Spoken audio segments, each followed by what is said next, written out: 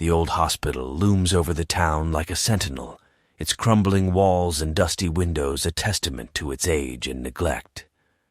But despite its dilapidated appearance, the hospital is still operating, providing medical care to the people of the town. One day, a new patient came to the hospital. His name is John, and he suffers from mysterious symptoms that no doctor can diagnose. John was taken to the hospital for further testing. That night, Sarah, a young nurse, is assigned to take care of John.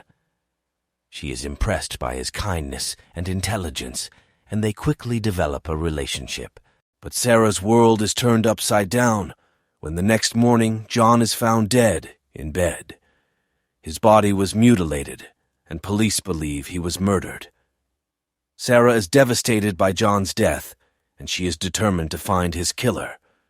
She begins investigating other patients in the hospital, looking for any clues that could lead her to the murderer.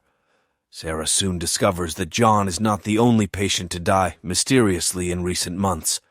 Several other patients were also found dead in their beds, their bodies mutilated in the same way. Sarah begins to suspect that there is a serial killer active in the hospital.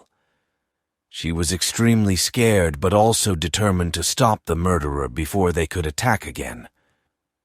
Sarah shared her suspicions with the police, but they remained skeptical. They believe that the deaths are simply coincidences or that they are the work of an insane patient. But Sarah knew she was right. She knows there is a serial killer in the hospital, and she is determined to stop them. One night, Sarah was working a late shift when she saw a figure lurking in the dark. The man was tall and muscular, with a shaved head and cold black eyes. It is wearing a surgical mask and scrubs. Sarah's heart pounded in her chest. She knew that it was the killer. She turned to run, but the murderer was faster. It chased her around the hospital, its footsteps echoing behind her. Sarah reaches a dead end and turns around to face the killer. It stood before her, its eyes shining with malice. "It's over, Sarah," the killer said. "You can't escape me." Sarah closed her eyes and waited for the end, but it never came. Sarah opened her eyes and saw that the killer was gone. Next story. The hospital stood tall and imposing, its sterile white walls and gleaming glass windows casting a long shadow over the surrounding neighborhood. But for those who knew the truth, the hospital was a place of nightmares, a place where darkness reigned supreme. Deep within the labyrinthine corridors of the hospital, a group of cannibalistic doctors and nurses lurked, waiting for their next victim. These twisted individuals had taken the Hippocratic oath to a different level, vowing to do no harm to their patients, except when it came to eating them. The cannibal doctors and nurses were led by a sinister figure known as Dr. Victor Craven, a brilliant but mad scientist who had been obsessed with cannibalism since his youth. Craven had discovered a way to safely consume human flesh without contracting any diseases, and he had shared his knowledge with his trusted followers. The cannibal doctors and nurses operated under the cover of darkness, preying on the vulnerable and the unsuspecting. They would often target patients who were in comas or who had been sedated for surgery. Once their victim was unconscious, the cannibals would wheel them away to a secret operating room where they would butcher them and feast on their flesh. The cannibals were careful to dispose of the evidence of their crimes, leaving no trace of the missing patients.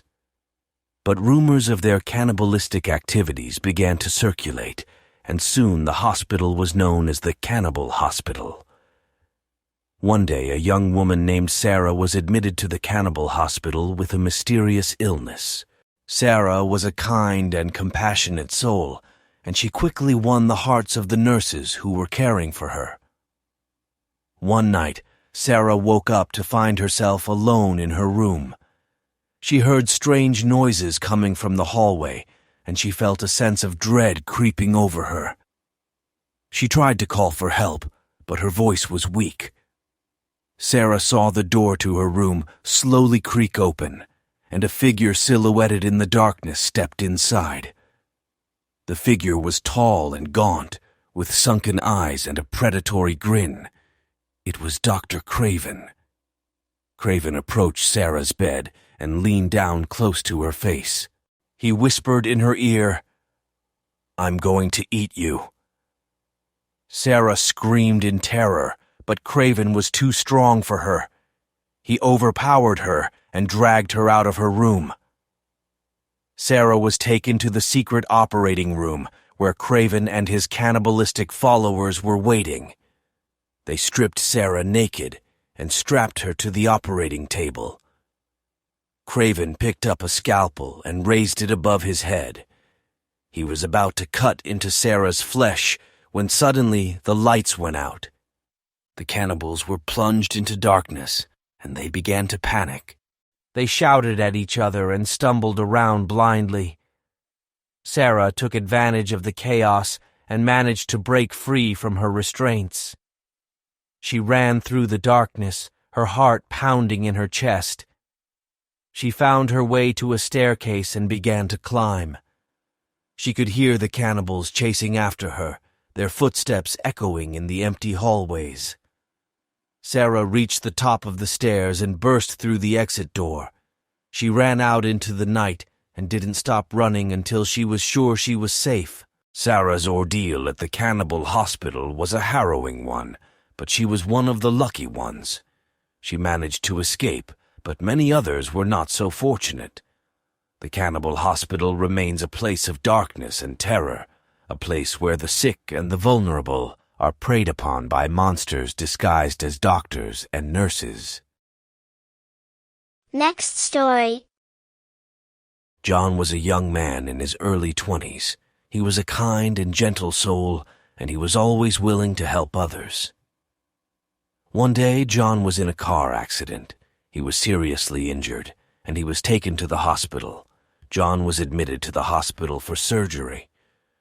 The surgery was successful, but John was left in a coma. The doctors didn't know when he would wake up, but they were hopeful that he would make a full recovery. One night, John was kidnapped from his hospital bed. He was taken to a secret underground laboratory where he was subjected to horrific experiments. The scientists at the laboratory were interested in John's brain. They believed that he had unique abilities, and they wanted to study him. The scientists performed a series of experiments on John. They injected him with strange chemicals and implanted electrodes in his brain. John was in constant pain, but he was unable to cry out for help. One day, John finally woke up. He was in a sterile white room, and he was surrounded by machines. He was strapped to a table, and he couldn't move. John tried to cry out, but he couldn't speak. He tried to move, but he was restrained. A scientist entered the room. He was tall and thin, with a cold, calculating look in his eyes. "Welcome back, John," the scientist said. "We've been expecting you." John tried to speak, but he couldn't utter a word. "Don't worry, John," the scientist said. "We'll help you communicate again soon." The scientist left the room, and John was left alone. He was scared and confused. He didn't know where he was or what was happening to him. The scientists continued to perform experiments on John. They were determined to learn everything they could about his brain. John endured weeks of torture. He was in constant pain, and he was slowly losing his mind. One day, John decided that he had had enough. He broke free from his restraints and escaped from the laboratory.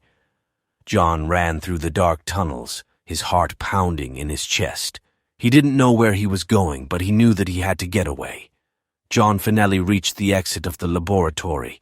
He burst out into the night air and ran. He didn't stop running until he was sure that he was safe. John collapsed on the ground, exhausted and terrified. He had survived the horrors of the laboratory. but he would never be the same again. John's experience was a nightmare, but he emerged from it stronger than ever. He is now a powerful advocate for victims of human experimentation, and he is dedicated to helping others who have been through similar experiences. John's story is a reminder that even in the darkest of times, there is always hope. John was subjected to horrific experiments, but he never gave up. He escaped from the laboratory and rebuilt his life. John's story is also a reminder that we should never take our freedom for granted. We should be grateful for the ability to live our lives without fear of persecution or experimentation. As a huge support, please hit like, subscribe, and maybe share your thought or any experience before going to watch another video. Thank you so much. Have a good day.